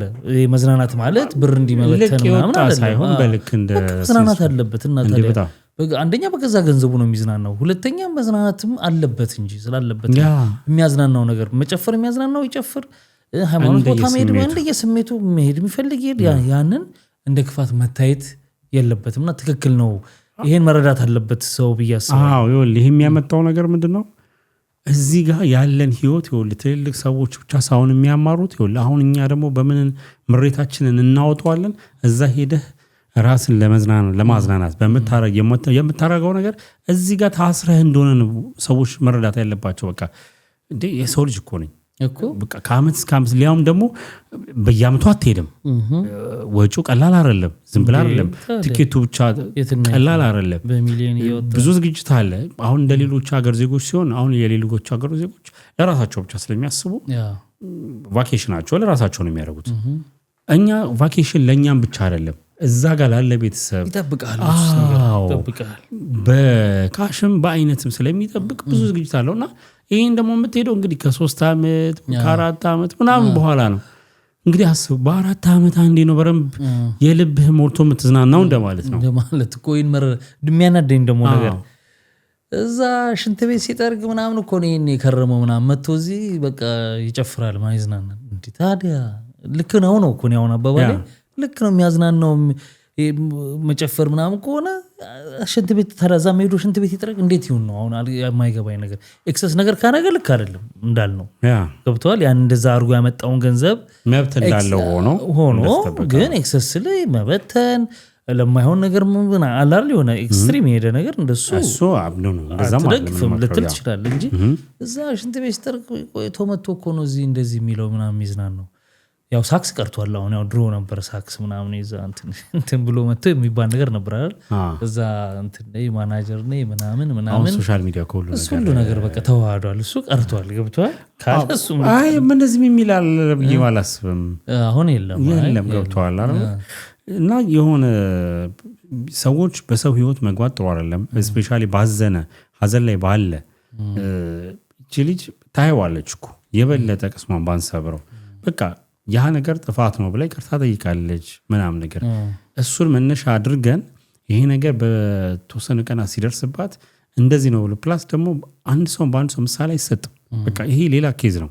እናቶቻቸውን እንደዚህ ቤተሰቦቻቸውን ወስደው በቃ እዛ ቤት ገብተህ እኔ ላደላድላችሁ ኑሮውን እኔ ልመድባችሁ ለምንድን ነው ብቻቸውን የሚኖሩት ምን አገባ ነው አሁን መልሱ ምን አገባ ነው እኮ አይደለ? ምንም አይመለከትንም እኮ እንደና ሶሻል ሚዲያ ላይ እናቃቸዋለን እንወዳቸዋለን። በቃ ያሳዝናል። እንደዚህ ሆነ ነፍሳቸውን ይማር እንጂ አንቺ ነሽ እንደዚህ እሷ እንዲያርጋቸው ገረድ አርጋቸው እንዲያርጋቸው በጣም ነው ያዘንኩት። ሌሎቹም ላይ ስለተደረበ ባይዘው ወይ ልጅ አላቸው እኮ ሌላ ወንድ ልጅ እኮ የሚያገርመው ያው እሷ የሶሻል ሚዲያ ሰው ስለሆነች እሷ ፍሮንት ላይ ስለምትወጣ ነው እንጂ ወንድ ልጅ አላቸው ወንድም አላት ማለት እሱን አሁን እንደውም ማይጀመርኩኝና ምናምናም ነገር ያው የእሳቸውን ቪዲዮ ከእሳቸው ጋር የነበረውን ነገር ሲያወጣና በቃ እንዘን በቃ ይሄ ጭካኔያችንን እንተው። እኔ ጭካኔ ነው የምለው የሆነ እኛ ቤት ሀዘን እንደማይገባ አንኑር። ላይክ እንደዛ ሆነን አንምሰል። ሀዘን ይገባል አንተ ጋር ከዛ የምትጎዳውን ጉዳት እያለ ሰዎች የሆነ ነገር ቢሉህ ደስ የማይለን ነገር በሀዘን ላይ መልሰህ አንተም ሰዎች እንደዛ ማለት ጥሩ አይደለምና እንደውም እድለኛ ነበሩ ባይነኝ እኔ ለምን አትልም? አንዳንዶቹ ቤት ውስጥ እኮ ነው የሚዘጉት እንዳልነው ሲስተሙ እሳቸው ቤት ተከራይተው ነው የሚኖሩት። የራሳቸውን ስራ ነው የሚሰሩት። ልጆቻቸውን ልጅ ላይ ጠብቁ ይችላሉ። ያጥራቸዋል ልጆቻቸው ሳይሆን በቃ ይሰራሉ። ቢዚ ነው አይምሯቸው ይቀበላሉ። አይምሯቸው ቢዚ ነው ፈልጌ ነው። እድለኛ ናቸው እንደውም አሉ እኮ አንዳንዶች እኮ በቃ የትም በቃ አይሰሩም ምናምን ቁጭ ማለታቸው ራሱ ልክ እኛ ሀገር በቃ ክፉ ልምድ ልንገር በዚህ አጋጣሚ ቁጭ ማለት ረፍት ይመስለዋል። ሰው መግደል ነው። አሁን በተለይ ለትልልቅ ሰው በሽታ ሲንቀሳቀስ ምናምን ነው ጥሩ የሚሆነው። አታያቸውም እነዚህ አሮጊቶች ሄደው አንድ ሙዝ አንድ ካሮት አንድ እንትን ይገዛሉ። አንዴ እኮ በአንዳንድ ኪሎ መግዛት አቅቷቸው ለመንቀሳቀስ ነው። ነገ ደግሞ እንደገና ለመሄድ በዚህ ምክንያት ለመውጣት ውሻ ያሳድጋሉ አሮጊቶቹ ምናምን ውሻውን ግዴታ በቀን 3 ማውጣት ስላለባቸው ምክንያት ገባ ይዘው ለመውጣት መንቀሳቀስ ጥሩ ስለሆነ ጋዛ እኛ አላማችን ራሱ ሁለት እንትን በተገዥ እኮ ግርን ሰቅለ ዱቅ ትላለህ ነው የምንባባለው። ገብቷል። መቀመጥን እንደ እንትና ባንቆጥረው አሪፍ ነው። ይሄ ነገር ብናስብበት። እናንተ ደግሞ እስቲ ሀሳብ አስተያየታችሁ ኮመንት ሴክሽን ላይ ያስቀምጡልን በዚህ ጉዳይ ያያችሁትን። ቀጣዩ ጉዳይ ስናልፍ የጽጌ ሮያል ጉዳይ ነው። ሰሞኑን ጉድ ፖድካስት ላይ መጣ ነበርና አንዳንዴ ሰውን ከኋላ ሶሻል ሚዲያ ላይ መታየውን ሰው ባክግራውንዱን በኋላ ስትሰማ ነው አንዳንድ ነገሮች የሚገርሙ። ጽጌ ሮያል እዛ ፖድካስት ላይ ምናለች በጣም ሱስ ውስጥ ገብታ ነበር። ኤክስትሪም በቃ መጠጥ ሌላም ነገር አልጠራችም እንጂ ወደ ሌላም ነገር ያለች ነበርና ዲፕሬሽን ታጭስ ምናምን ይታያል። ሺሻ ምናምን ቪዲዮ ራሱ ከዛም ወደ ሌላም እና በጣም ከፍተኛ ዲፕሬሽን ውስጥ ገብታ ነበረ። ስም አልጠራችም እንጂ ብዙዎች የሚሉት ያው አብሯት ያለው ዳኒን ነው። አጠገቤ እንኳን ብዙ ነገር ያሳለፍናቸው ሰዎች በዛ ሰዓት ሊያግዙኝ ዞር ብለው ሊያዩኝ ድል አልሰጡኝ ምናምን የሚል በቃ የሚያሳዝን ታሪክ አጋርታ ነበርና እንደምታውቀው በጣም ብዙ አወዛጋቢ ነገር ይፈጠርባት። ያ ዲፕሬሽን የመጣው በምንድን ነው? ከዚህ በፊት ከቴድሮስ ተሾመ ጋር በሰራችው ፊልም ነው። በዛ ፊልም ነው የተገለለችው። ለምን የዛን ጊዜ ሰላም ተስፋዬ ተካስታወስክ አልሰራም ብላው ነው እሷን ያሰራት ተብሎ ነበር። በኋላ እሱ መጥቶ ምላሽ ሰጥቶ ነበር። ይሄ ስለ ጦርነቱ የተሰራው ፊልም ማለት ነው። ያው የሆነ አዋርድ ላይ ሜዳው ነበር አሸንፏል አይ ቲንክ ሳውዝ አፍሪካ ምናምን እና እሱ ፊልም ነው አስገለለኝ ያለችው። ምክንያቱም እንግዲህ ታውቃለህ የቴዎድሮስ ተሾመ ያለውን ሁኔታና ምን አይነት ሁኔታ ላይ እንዳለ ምን አይነት ፕሮጀክቶችን ተቀብሎ እንደሚሰራ ምናምን ይታወቃል። በዛ ምክንያት እንግዲህ እሷ ደግሞ እንደ ተዋናይ ህልሟ ስለነበር መተወን ይሄን እድል ማለፍ እንትን አላለችም። ፊልሙንም ሳይታይ ነው እንደዛ የተባልኩት ነው የምትለው። ዞሮ ዞሮ የበዛ ፊልም ምክንያት ዙሪያ የሚያሉ ሰዎች አገለሉኝ። በቃ ህዝቡ ምናምን የዛኔ በጣም እየተቀጠቀጠች ነበር ካስታወስ እንዴት ይሄን ነገር ተቀብላ ትሰራለች ምናምን የሚል እሱ ነው ወደ ዲፕሬሽን የከተታት። ያው ቲክታከሮቹ አጠገብ የነበሩት የዛኔ ብላለች ሁሉም አገለሉኝ ነው የምትለው። በዚህ ምክንያት ሱስ ውስጥ መግባቷንና እንግዲህ በኋላ ደግሞ እግዚአብሔር ብሎ ቀስ በቀስ ይሄ እነዚህ አሁን ድራማ ይሰሩ የለ ይሄ ዩቲዩብ ላይ ፍቅረኛ እንትና ምናምን እንደዚህ ያቺ ድራማ ወደ እሷ መልሷት ማን ነው የሚባለው አብርሽ የሚባለው ልጅ እንደገና አንሰራርታ ደግሞ የሆነ 700,000 ብር እንደሰራች ያን 700,000 ብር ደግሞ ልታወጣ ስትል ሳታወጣው ብሩ እንደተዘጋባት ድጋሚ ተስፋ መቁረጥ ውስጥ እንደዚህ መውደቅ መነሳት ማአት ነበረበትና ይገርማል ታሪኳ ብቻ። ኤኒዌይ ለምን አነሳሁት ከዚህ ነገር ሁሉ በኋላ ደግሞ ከተሻሻለች በኋላ አሁን በቅርቡ እንደምታውቀው የጎሳዬን ዘፈን ሰርታ ነበር የላሊበላውን የሚለው በሱ ደግሞ እንደገና ሌላ ነገር መጣባት። እሱንም መታ ይቅርታ ጠይቀች። አሁን በይፋ ሰሞኑን ቪዲዮ ለቃለች። ሰርተንበት ነበርኛ አውርተንበት ነበር ከዚህ በፊት በይፋ እንግዲህ ላሊበላ ሄዳ ይቅርታ የጠየቀችበትን ቪዲዮ ለቃለች። እንዴት አየው ፊድባኩን ነው? ይኸውልህ አንዳንድ ሰው የምናየው እዚህ ፊት ለፊት ያለው ወይ ደግሞ አንድ ሙዚቃ ከፍተው ሲደንሱ ብቻ እናይና የሆነ እንግዲህ እዛ ጋር የሚያደርጉት የሆነ ቦታ ሲገኙ የሚለብሱት ልብስ ምናምን አይተን በቃ ኮምፈርት ዞን ውስጥ ያሉ አሪፍ ህይወት የሚኖሩ የማይከፋቸው ሁሌ የሚስቁ የሚደሰቱ ነው የሚመስለን። ግን አይደለም። እዚህ ጋር ፊት ለፊት የምናየውና ከኋላ ያለው ህይወት የተለያየ ነው። እኔ እንደውም እንግዲህ የራሴ ግምት ነው እዚህ ሶሻል ሚዲያ ላይ ወጥተው እንደዚህ ነገሮችን የሚያደርጉ ሰዎች እንደው 10% አይሆንም እዛ ላይ የሚያደርጉት እውነታ ለኔ ድራማ ነው። ፌክ ማለት ሰውን ሊዋሹ ፈልገው ነው ምናምን ሳይሆን it's a matter of content ስለሆነም ሊሆን ይችላል ያን ነገር የሚያደርጉት። ከዛ እኛ 10% 90% እንጨምርና 100% እንደዛ ነው የሚኖሩት ወይም ደግሞ የሚያደርጉት ብለን እንደመደማለን። አሁን አስቦች ልጅ እኔም ሰርፕራይዝ ሆኛለሁ። ካልም የተለየ ነገር አይደለም ያደርገችው ግን እንደዚህ ትገባለች ብላ አታስብም። ሰዎች በዛ ምክንያት ይርቋታል ብላ አታስብም። የሆነ ሁሌ በሰው ተከበበች ነው የምትመስልህ። ልክ አይደለም። የሆነ ሰው ሊሳሳት ይችላል። ፕላስ ደግሞ ይኸውልህ እኛ ሀገር አንድ ትልቅ ችግር አለ። ምን መሰለህ አንተ የራስህ የሆነ የፖለቲካ አቋም ሊኖር ይችላል። ምንም ይሁን ምን አለዚህ ሰው ህይወት እስካላጠፋ ሰዎች እስካልበደልክ አይዲዮሎጂን ሐሳብን በሐሳብ መውገት ሁሌ የምንለው ነው። እኛ በእኛ በቃ ልዩነትህ እኮ እንዳለ ሆኖ ነገሮችን አብረህ መቀጠል ትችላለህ። እኛ ጋር የተያዘው በቃ አንተን ትናርለ መክፋት ላይክ ትላንትና ላይ ምንም እንዳላሳለፈ አንዳንድ የሚያፈላ ነገር አለ። በስሪ አሁን እዚህ ጋር ቆይ ይቅርታና ማንንም ሰው የፈለገውን የመደገፍ ልክ እኔ መቃወም መብቴ እንደሆነ ሁሉ ያ ሰው ደግሞ እኔ የምቃወመው ነገር የመደገፍ መብት አለው። መብቱን ምንም ማድረግ አትችልም አለው። ከዛ ግን አንድ አይነት የምናየው ነገር በተለይ የሰው ህይወትን በተመለከተ አለ አይደለ እንዲህ አይነት ነገሮች የሚታዩ ነገሮች ላይ በኔ ሀዘን አንተ በዛ በኩል ስለሆንክ በኔ ሀዘን የምታሾፍ ምናምን ከሆነ ትወገዝ ይገባል። ቆይ ነገሩ ነው መደገፍ ሳይሆን በኔ ሀዘን መቀለድ የለብህም። ገብቶሃል? ያ ሊያስከፋ ይችላል። ለምን በኔ በኩል ያሉ ሰዎች እዛ ጥግ ላይ ያደርጉ ይችላሉ። እሱ እንደዚህ አይነት ነገር እስካልሆነ ድረስ ግን መደገፍና ያለውን እውነታ ደግሞ ካልካድክ ምንም ችግር የለም። እሱን እኮ ነው ላይ ቅድም እኮ ጠቅሼዋለሁ። በሰው መግደል ምናምን ያልኩት እኮ እሱን ነው። ዲቴል ላለመግባት ይሄ ነው እና ይሄ መጥፎ ነገር እስካልሆነ ጊዜ ድረስ ሐሳብን የሆነ ሰው የሆነ ነገር በቃ የሆነ የፖለቲካ ወይ ደግሞ የሆነ ርዕዮተ ዓለም ሊመቸው ይችላል። ኦኬ በቃ ተመቸው አይደል? አንተ ደግሞ ሌላ ተቃራኒ የሆነ ነገር የሚመች ይኖራል። አንተ እንደምጠላው ሁላ የእሱን አይዲያ እሱም እኮ ያንተን እኮ ይጠላዋል። at the same time ልዩነቱ ምንድነው? እሱ አንተን አይገፋህም ለምን ደገፍክ ብሎ። አንተ ግን ትገፈዋለህ፣ በቃ ትጠለዋለህ፣ ከአብረሆሙን አትፈልግም።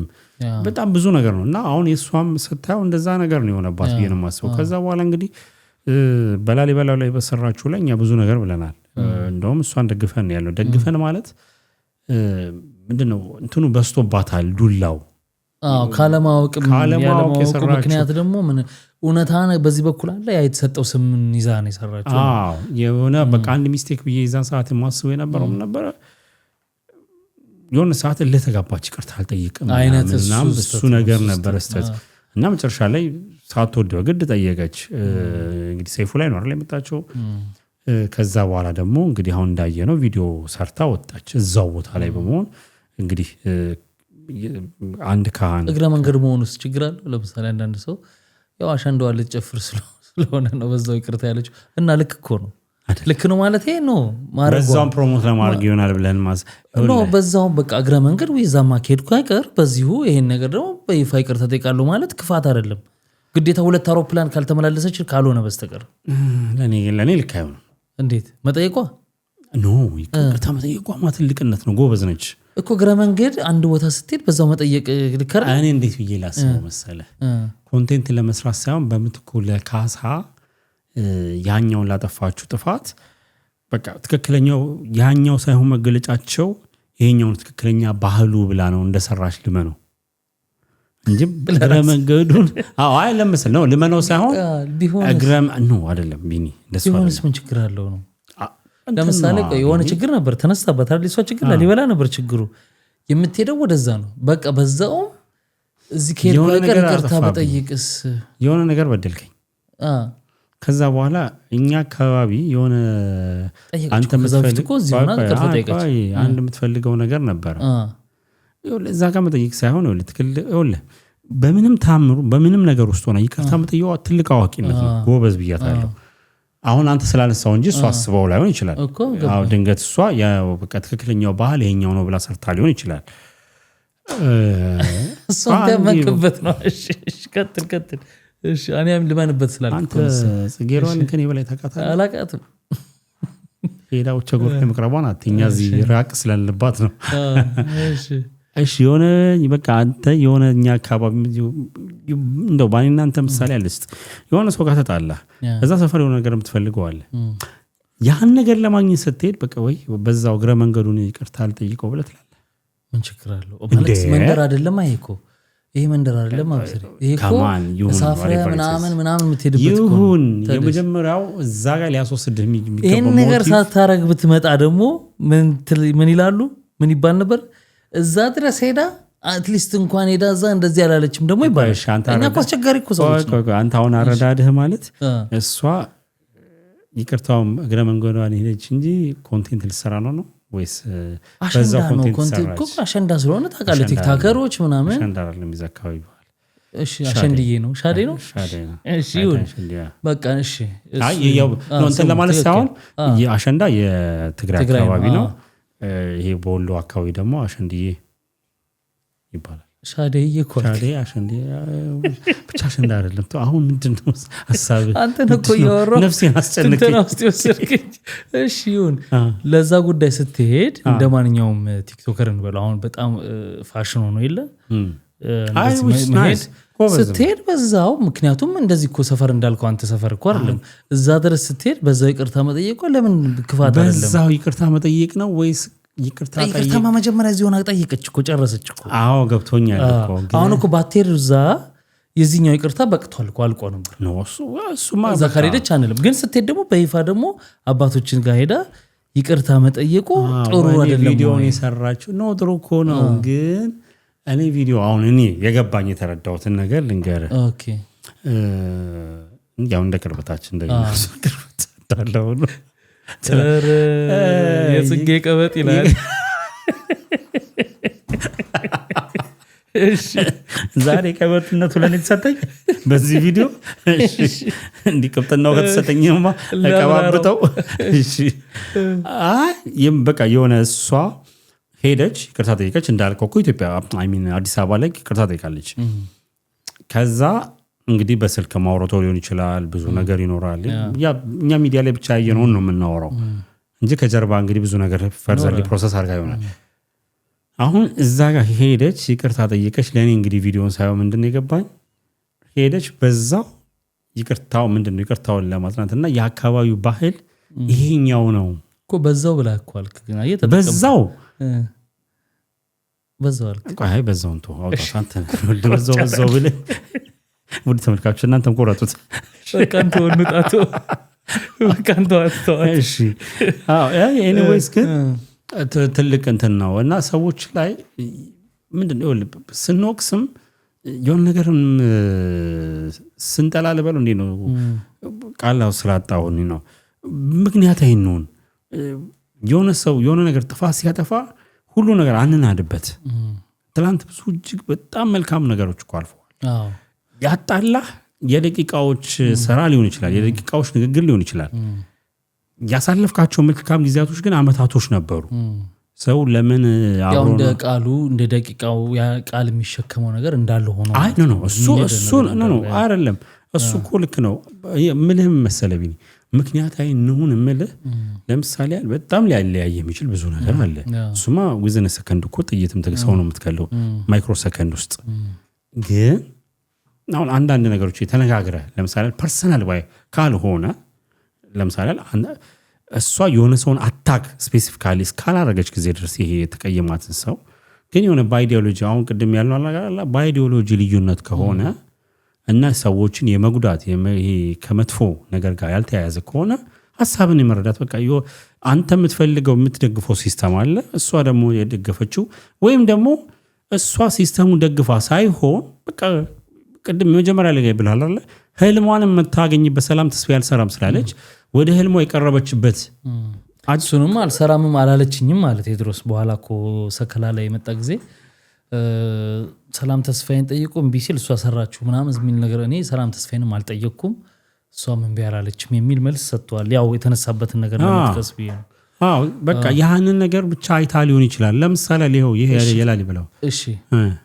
ይሁን ሆነ ልበል አንተ አንዳንዴ ለወደፊትም ሰዎች እንዳይሰበሩ እኮ ነው የሆነ ነገር አምነህ ሰራው አይደል ያው በፊት ነበር እንጂ መጥኖ መደቆስ የሚባለው አባባል እንዳለ ሆኖ እሱ ዶክተር መጀመሪያ ማስተዋል የምታረጋውን ነገር ከዛ መንክበት አይደል ሰራ አይደል የሚመጣውን ነገር የመሸከሚያ ትከሻ ያስፈልጋል መጠንካራ መሆን አለ አይ አላትሆን ትችላለህ እኮ ግን መሆን አለብህ ነው ስትገባበት እኔም ላሉ ባን ስለሰው ሳይሆን እኔ ስለራሴ ልንገር ላልሆን ይችላል ማትሆኑ በመክና መሰለ አሁን እዚህ ጋር ሆነን ስለሆነ አንዳንድ ኮሜንት እንኳን ያያየን በጣም ፐርሰናል እኮ ሲያረጉት እኮ የሆነ ኮሜንት አሰጣጣቸው እናደዳለን ሰውናን ስሜት አለን እንትናለን አሁን እዛ ጋር ደግሞ ሲኮ ምን ይሆናል መሰለ ቢኒ እቺ እንግዲህ እውቅናው አለ አይደል ይንስም ይበዘም አላትና ሰዎች ከማህበራዊ ህይወት ያገለዋል ጓደኛ እንዳታገኝ ስራም እንዳትሰራ ይሄ ማለት የትኛውንም ያህል ጫንካ ቢኖርህ መቋቋም የምትችለው አይደለም እሱ ጋር ነው ያልኩህ አየህ መጀመሪያ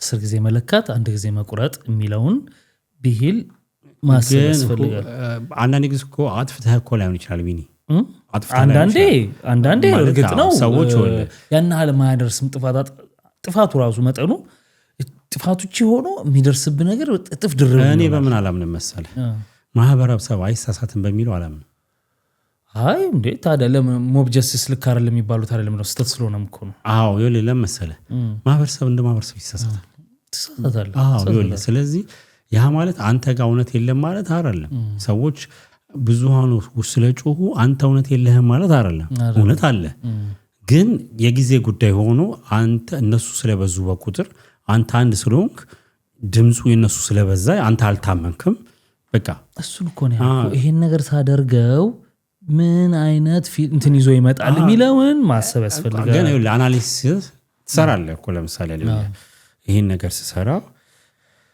እነዚህ ነገር ሰዎች ለተከታተል ስላልፈለኩ ነው ፊልሙ ምን እንደሆነ ሁሉም ሰው ስለሚያውቀው አይሶቪስ በቃ የፖለቲካ የህዋት የትግራይ እንትን ምናምን ነገር ነው ታወቃል ምን ፊልም ቤት የታየ ነው ምናምን ሁሉ የሚያውቀው ነው እኔ እያልኩ ያለሁት ለምሳሌ የሆነ ሰዎች የሆነ ፓርቶች አይደሰቱም ብለህ እኮ ልታሰብ ትችላለህ ግን የማትጠብቃቸው ሰዎች ደግሞ የሆነው ይመጡብሃል ይረዱኛል እኔ ማን እንደሆንኩ ያውቃሉ ይሄኛውን የምሰራው ካራክተር ምደግፍ ወይም ደግሞ ያኛውን እንትን ምል ሰው አይደለም እንዳሉን ያቃሉ ብለህ የምታስባቸው ሰዎች ሙሉ ከጎን ዞር ሲሉብህ ያስደነግጣል። የሆነ ይወለ አንዳንዴ ከወለ ከምን አንገል መሰለህ ቢኒ ወይ ደግሞ ይወለ ሰዎች እንደዚህ ነው መረዳት ያለባቸው ብለህ ያሰብክ ሰዎች ሳይረዱ እኮ ይቀራሉ። እንደገና ሚስሊድ የሚጨምሩ በኋላ እነዚህ አሁን ተጽዕኖ ፈጣሪ ምናምን የምትላቸው ተጽዕኖ መፍጠር በተለያየ መንገድ እንዳለ ሆኖ ብዙ ሰው የሚከተላቸው ሰዎች አይ እሷ እኮ እንዲህ ያደረገች ነች ሲሉ በአንድ የሆኑ ሺዎችን ያዘምቱብሃል ማለት ያስጠሉሃል። በሆነ ሺዎች በጣም በዛ ጋር የሚሆነ ነገር ሲል የሆነ ሺዎች ይጠሉሃል። በዛ ጋር የሚሆነ ከዛ እርግፍ ትላለህ። እንደምታውቀው በአንድም በሌላም መንገድ አንተ ኮንተንት ክሬተር ሆነ ከህዝብ ጋር የተገናኘ ስራ ጉሮሮ ሆኖ ሳለ እንዲህ አይነት ነገር በጣም ይጎዳል። ህይወቱ ላልሆነ ሰው ምንም አይደለም። በቃ አሉ ችግር የለውም። ግን እቺ ልጅ የምትሰራው ሶሻል ሚዲያ ላይ ነው ያለችው። ስለዚህ ስትጠላ እዛ ዙሪያ ያሉ ሰዎች ሲያገሉህ ምናምን በቃ ከባድ አደጋ ነው የሚሆነው። ይሄ የማቹሪቲ ጉዳይ እኮ አለ። አንደኛ ነገር እነዚህ ልጆች ማቹሪቲ ስቴጃቸው ምን ያህል ነው? ፕላስ ብዙ ጊዜ የምናወራበት ነገር አለ። እንዴት ነው እውቅናቸው ማኔጅስ እያደረጉት ያሉት? ገብቶሃል አይደለም? እንደዚህ ነገር ሀፕን አድርጎባቸው ይሄ በኖርማል በደስት በሚለው ነገር እንኳን ማኔጅ ማድረግ አቅቷቸው ይሄ እውቅናቸውን ብዙ ነገር ራሳቸው ላይ ጣጣ እኮ ያመጡ ብዙ ልጆች አሉ። እና የሆነ አንድ ዳይሬክተር ትላንት ምን አለ መሰለህ አንድ ፖድካስት ላይ ብዙ ፊልሞችን የሰራ ነው 100 ምናምን ፊልም የሰራ ነው። ታዋቂ ነው። ስሙን ይቅርታ ረሳሁት። የሷን ፖድካስት አይቷል መሰለኝ። ኦኬ። እና እዛ ላይ ያን ፊልም ከሰራች በኋላ እንግዲህ የደረሰባት የራሷ ትራውማ ምናምን ይሄ አለ ምናምን ገባ። ስለዚህ ፊልም አበላም ወደ ቲክታክ ተመልሻለሁ ምናምን አይነት ንግግሮች ነበሯትና በጣም በሱ ተናዶ ሲናገር ነበር። ምን ብሎ ማለት የፊልም ኢንዱስትሪውን በጣም ያቀሉታል እያለ ነው ንግግሩ። በእርግጥ ቃል በቃል ነው ባለለውም አሳማኝ ነገር ነው። ገብቷል። በጣም ዋጋ የሚከፈልበት ምናምን ነው። ገባ። የትኛው ፊልም ነው ያለው? የኢትዮጵያ የዩቲዩብን አላልኩም። አሉ እኮ ፊልሞች አሉ። የዩቲዩብን ፊልም አይደለም ማውራ። አሁን እሷ በሰራችበት ስታንዳርድ የዩቲዩብን ፊልሞች የዩቲዩብን በእነዛም ስታንዳርድ ቢሆን ልክ ነች። የኢትዮጵያ ፊልም ያበላል። ይሄ ነው የራሴ ለወኪል ነው የምናገረው። ራሱ ሙያተኛዎቹ ስለሚቀልዱበት አገባብ ነው። አንተ ለፓሽን ነው ለመብላት ነው ነው ዴቪኒ አንድ ነገር ኖርማል ለመኖሪያ የሚባል ነገር የለም። እኔ ጋር ስራ እኮ አንተ ጋር ነው። እነዛም ሰዎቹ ደግሞ በጣም ዋጋ ከፍለው ፊልም እየሰራ ጫማ ይጠርግ ነበር። ታውቀዋለህ ዳይሬክተሩ። እሺ ዋጋ ከፍለው ዛሬ የሚፈልጉት ጋር ደርሰዋል። በገንዘብም በምን ገብተዋል። ለምን?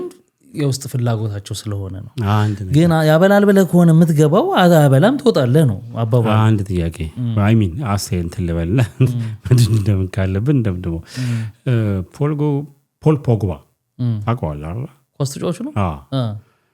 ሁሌ የማንቸስተር ተጫዋች ነበርና ያው ሁሌ ያገባና አይጨፍርም። ኖርማል ነው ያገባና ይሄዳል። ኖርማል። ሌላው ያው እንትን ያደርጋል አይደል? ይጨፍራል፣ ደስታውን ይገልጻል። ከዛ ጋዜጠኞች ጠየቁት ለምንድነው ፖግባ ግን አይጨፍርም? ሲጨፍር የሆነ ወቅት እንግዲህ ምናልባት ይሆናል። ከዛ ለምንድነው ማትጨፍረው ተብሎ ሲባል ሌላው እኮ ደስ ነው። ለምን እጨፍራለሁ? ስራዬን የሰራሁት ክለቡ የቀጠረኝ ስራዬን እንድሰራ ነው። ፕሮፌሽን ስራ ነው። ገብቶሃል አይደል? ካላበላ ዞር ትላለህ። ስለዚህ ይሄ ለፓሽኔ ምናምን አይደለም። አይ ተሰጥኦማ ይጠይቃል። አይደል? ይኸውልህ ተሰጥኦ አይጠይቅም እያልኩኝ አይደለም፣ ግን ስራ ነው። ስለዚህ ካላዋጣ ልክ ነህ። ፓሽን የሆነ ሰው በቃ እኮ ያከከኮ ይቀጥላል። ከዛ የሆነ ቀን ያልፍለታል ነው። ግን ዛሬ ያበላል ብለህ ከገባህ ግን አያበላም። ዛሬ ገብተህ ዛሬ አያበላም ነው። ገባህ? አዎ ግልጽ ነው እንዴ። እና አሁን እኔ የሰራኋቸው ፊልሞች በፓሽኔ ነው አይደል? አይደለም በልተሃል አልበላህም ነው። ስላልበላውማ አባት። እሺ እንቀጥል ወደሚቀጥለው ጉዳይ። ሰዓት አለን? እሺ ይኖረናል። አወቃች ባጭሩ የነሴዶ ጉዳይ የኤምኤምኤውን ጉዳይ እናንሳው ብዬ ነው ይልዝለለን። እሺ በዚህ ደቂቃ ካለን እሺ እንሂድበትና እንግዲህ ያው ምክንያቱም ዛሬ ባልናገረው ነገ በምንሰራው ላይ እንስራ ነገ ተመልሰን ካለን ዜዶ ሌላ ነገር ይዞ ይመጣና ደግሞ ነገሩ አሁን እየተለዋወጠ ውድ ተመልካቾቻችን አሁንም ቢሆን ይሄኛውን ስለነዜዶ የምንሰራው ስራ ነገ ሊገለበጥ ይችላል። ምክንያቱም ሰውየው ያለው እንቁላል ላይ ባለው ብቻ ላይ ነው ያለው። ከዛ በኋላ ከእንቁላሉ በኋላ እንግዲህ በድንችም በምንም በሙዝም ሊመጣ ስለሚችል እሱን ትንሽ እንበልበት። እንግዲህ 4 ቀን ሲቀረው ከትላንት ወዲያ ምናምን መጥቶ እኔ አልወዳደርም ምናምን ብሏል ማለት ነው። እና ብዙ ሰው እውነት መስሎታል። እንግዲህ በቅርብ ከማውቀው ነገር ለመነሳት ያክል ለፕሮሞሽን ሲባል ያው በምክክር የሚሰሩት ነገር እንዳለ እናውቃለን። በሚገባ ተመካከረው ከእንትና ጋም አንተ ይሄን በአንተ ከጆኒ ጁትሱ ጋር እየተነጋገሩ ምናምን እንዳጠቃላይ በቃ ገንዘብ እየተሰራ ነው፣ ፕሮሞሽን እየተሰራ ነው። አወበል አይበል ይሉታል። እሱን ምናምን እንደፈለገ እያደረገ እየሰራ ነው ያለው። ግን በዛ አንድ በዛ ሁለተኛ ከፕሮፌሽናል መንገድም እየወጣ ነው። በጣም ወጥቷል። እየወጣ ነው ሳይሆን ወጥቷል። በጣም የማይሆን ነገር እየሆነ ነው። እንደገና አለ አይደለ ይገባኛል እኮ እኛ የሚገባው ሰው እኮ ይገባል። የማይገባው ግን በስነ ስርዓት ቪዲዮ ይሰራል። ያው እንዲህ እያለ ደግሞ ፈርቶ እንዲህ አለ። ባለፈው ግሬም ብሎ ነበር እንደዚህ ናቴም ብሎ ነበር። አሁን ደግሞ ቀኑ ሲደርስ ሌላ ሰው አይደለም የገረመኝ ስም ልጥራና በጣም እንትን ልበል ጠበቃ ሰብል ሰርታበታል። በቃ ማለት እንዴ እሷ የህጉን አንፃር ነው አይባል ምን እሷም ጊዜ ጠብቃ ማለት ቪዲዮ ቫይራል ሞቻ ነው እንዴ? እናንተስ ምን እየሰራችሁ ነው እንዳትሉ እኛም ቪዲዮ ነው የምንሰራው እንዴ። ከህግ አኳያ እንዴት ይታያል ነው አይተው አይደል? እሷ ሰብለ ደግሞ ይታወቃል በእንደዚህ አይነት ጉዳይ እኮ ቶሎ ብላ የመጡ ነገሮች ህግ ነገር ካላቸው አይ እሱ ከአስተማሪ ነው። እሷ እንደውም አሪፍ ነገር ነው። እኔ አይ እንግዲህ ፈራ መሰለኝ ጠበቃ ሰብል እንደማከብርሽ እንደማደንቅሽ ይታወቃል። በህግ ደረጃ ምን ይጽፈዋሉ ተመልካቾች ማለት አያክተኝም እኮ። አይ ግን ኖ የእሷ እንደ አሪፍነቱ አስተማሪነቱ ላይክ የሆነ የእሷ ኮንቴንት ካየኸው ዝም ብላ ደረቅ የሆነ ስለ ህግ አትናገርም። የሆነ ነገር ሀፕን ነገሮች ባረጉት ነገሮች ላይ ተመስርታ በዚህ ጉዳይ ላይ እንደዚህ ነገር ሀፕንስ ቢያደርግ ህግ ሚላል የሚለው ነገር ነው። በጣም አስተማሪ ነው እና ፈርቼ ሳይሆን ፈርቶ ነው ኤኒዌይ እና አንበጫበጩት ነገሩን። ከዛ ደግሞ ሌሎቹም ያው እንዳየኸው ቁማር ጉዳይ ይነሳል። በባህላል በቃ እኔና ላሲዛለው ጃኒ በል ከሆነ በቃ መጥቼው ለሚሊዮን ብር አሲዛለሁ ትላለች። ሌላው ይቀበላል። ይሄና ላሲዛለው ይላል። አብረው እነሱ ይቆማሉ ምናምን አለ አይደል? በነገራችን ላይ በኢትዮጵያ ህግ እንትን ተከልክሏል እኮ ቤቲንግ ምናምን ተከልክሏል። በቃ እና ይሄን ሁሉ አገናዝቡም ዝም ብለው ዋይዋይሉና ነገ ጆሮአቸውን ተይዘው ሲጎተቱ ኢትዮጵያ ህዝብ ይቅር በሉኝ ምናምን መንቅርታ ጠይቁልኝ ምናምን ሴዳሳስቶኝ ጆኒ ጁትሱ ይላሉ። እና እንዴት ነው ስለ የመጀመሪያው ነገር አዘጋጆቹን ነው ኮምፕሌን የማደርገው። በቃ እንትን ሶልድ አውት አድርጋችኋል ሰምተናል። ቪቪአይፒ ሶልድ አውት ሆኗል ትኬት። ስፖንሰሮች በጣም ብዙ እንደገቡላችሁ መረጃዋለን። ከዛ ቀጥሎ ትኬቶች እንዳሉ እንግዲህ ሌላው ይሄ ኖርማሉ እንደምትሸጡትና እንደተሸጣችሁት ይታወቃል። ፕሮሞሽን አትስሩ አይደለም አንድ ሁለቴ ላይክ ነገሮችን ትኬት ለመሸጥና ምናምን እንደዛ ይደረጋል። ካሜራ እያየው እያለው ሲሪየስ ነገር ስለሆነ ከዛ በኋላ ግን የሚደረጉ እንደነዚህ አይነት እንትኖች ነገሮች በጣም ያስጠላሉ ብቻ ሳይሆን አዘ ፕሮፌሽኑን ይጎዳዋል። ነገ ላይ ፕሮግራሙን እንደ ፕሮፌሽን ሳይሆን እንደነዚህ ይሄ ስፖርትን እንደ ፈን ይሄ ኮሜዲ አይነት ነገር ብቻ እንድንመለከተው እንዳያደርግ ገብቷል አይደል? ሲጀምር ኢቭን እዛ ላይ በሚቀርቡ ሰዎች እንወዳደር በሚሉት ራሱ ኮምፕሌን እያደረግን ጭራሽ ደግሞ እንደዚህ አይነት ነገር ሲጨመር ያናዳል። ምክንያቱም ዓለም ላይ ትልቅ ፕሮፌሽን ነው። ኦኬ ፓዮኒር ሆነው ኃላፊነት ወስዶ ይሄን ነገር ማዘጋጀት በራሱ ትልቅ ክሬዲት የሚሰጠው ነገር ነው። አፕሪሺየት እናደርጋለን። ግን ደግሞ ክብሩን በሚመጥን ሁኔታ እኔ እሱ አልወዳደርም ቢል በራሱ ከጆኒ ጁትሱ ጋር እንትን ካለ ከኔ ጋር እንትን ውስጥ ገብቶ ኬጅ ውስጥ ገብቶ ይደባደባታል። ሲጀምር ይደባደባል አይደለም እኮ የሚባለው ግጥሚያ ያደርጋል ነው። ፕሮፌሽናል ስም አለ አይደል? እናንተ ታውቁታላችሁ። ግን የሆነ የመንደር አይነት ነገር ድብድቡ ምናምን ድብድቡ ነው አይደለም? ድብድቡ አይደለም በቃ ፕሮፌሽን ነው አይደል? ግጥሚያ ነው፣ ውድድር ነው አይደል? ማሸነፍ ስላለ ነው ውድድር የሚባለው። እንደውም ቦክስ ይጫወታል ምናምን የሚባለው የሚጫወታል ምናምን እና እንደዚህ አይነት ነገር ነው። ሁለተኛ ነገር ደግሞ የሱ አልበቃ ብሏቸው ፋይተርስን ግን ወደ አማርኛ መልሰው ፋይተርስ ፋይትን ቀጥታ አማርኛው ምን ይሆናል? ተደባደበ ነው። ፋይት አደረገ ተደባደበ ነው። ስለዚህ እንግሊዘኛው ፋይተርስ ነው የሚላቸው ፋይት ነው የሚለው። ስለዚህ ግን ድብድቡ ሲሆን እንግሊዘኛውን ወደ አማርኛ አምጥተህ አትጠቀመው። ገብቶሃል አይደል? ይሄ ውድድር ግጥሚያ ነው የምትለው። ሌላው የነሱ አልበቃ ብሎ ተወዳዳሪዎቹንም ስርዓት ማስያዝ አለብህ የሚሰሯቸው ኮንቴንቶች። ምክንያቱም ታይትሉን የወሰዱት አንተ በምታዘጋጀው ፕሮግራም ነው አይደል? እንደዛ እስከሆነ ጊዜ ድረስ የምትሰሯቸው ኮንቴንቶች ስርዓት ያለው ተስማምተው ነው የሚያደርጉት። አይ ነው ግን ኢቨኑ ለመሆን ያለበት አንዷ ቲክታከር ትመጣና 2 ሚሊዮን ብር የሚያስይዘኝ፣ አንዷ ደግሞ በዚህ ከተመጣና ከሌን ገጥማት አለው ተዘጋጅ አጋጥሚ ምናምን ኖ አረፍ ፉገራለሁ። ሁለተኛ በዚህ ጋር እንደውም አንድ ነገር ልበል። ይሄ ቁጭ ብላችሁ ለድሃ መስጠት ያለባችሁ እዛ መታችሁ ጊፍት የምትሰጡት ሁላ እዛ ቲክቶክ ላይ ያው ቲክቶከሮቹ ቁማር ነው የሚያስይዙበት። ቁም ነገር እንኳን አይሰሩበትም። ይሁት ብራችሁም የት እንደሚውል ገብቷል አይደለ? ድሃ እርዱበት። ስንት የራበዋል ቁማር። እነዚህ ጥጋብ ውጥር ያደረጋቸው ለቁማር ነው ብሩን የሚያውሉት። ለድሃ እርዱ እና እንደዚህ ነገር ፕሮፌሽናሊዝም አይደለም። ጆኒ መጣ፣ ጆን ዳንኤል መጣ 1 ሚሊዮን ብር አስይዛለሁ እንደዚህ አንደኛው መጣ እንደዚህ እኔ ወዳደራለሁ ከሌን ገጥመዋለሁ ነው አይደለም። ግን ይከብዳል። ጌም ተጫውተህ ሰብስበህ መጥተህ ምናምን ደረትን ነፍተህ በሆነ ጊዜ እንደመጣው ገንዘብ ቁማር አስይዛለሁ ምናምን ሲጀመር ልመናው ወጥቷላ እንዴ? ምንድን ነው የሚይዛችሁ? ልመናው ላይ የሚያዛችሁ ወጥቷላ እንዴ? ልመና ምን እዛ ጋር ደብል ነው ምናምን ነው ስላሉ ነው ኢንተርቴን አድርገን ነው የሚከፈለን እንጂ ዝም ብሎ አይደለም ነው የሚሉት። የትኛው ጌሙን ስትሪሚንግ ነው ጌሙ ዘመናዊ ለማይ ናቸው ለኔ ማንም ይምጣ። አሁን እኔ ይጋጠማሉ እንዴ ደሞ እዚህ የሴዶን አንድ ኳሊቲ ልንገር።